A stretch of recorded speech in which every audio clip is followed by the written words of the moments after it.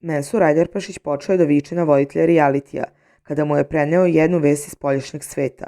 Naime, žena koja je pratila Mensura navodno ga se odrekla, zbog čega je Mensur dobio napad. Ja sam ti samo rekao za jednu osobu koja ovdje ne sme da se pominje.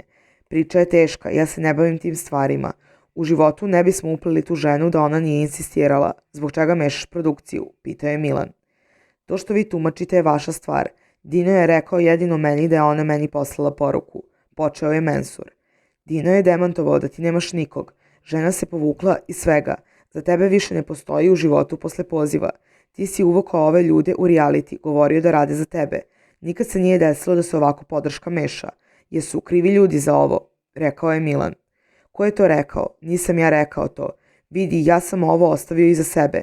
Meni je ovo ovdje samo probleme donelo. Sve što imam da kažem jeste da ne znam svrhu učešća ovdje, izjavio je Mensur i počeo da urla.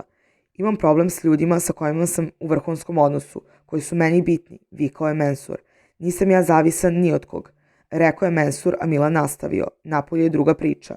Koja, da nemam hleb da jedem, da sam sirotinja, pitao je Mensur.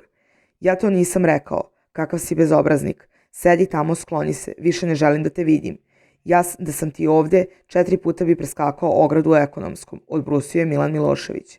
Mensur je sve vreme vikao i pokušavao da sazna na što Milan misli, dok ga je devojka Milica ubeđivala da ućuti.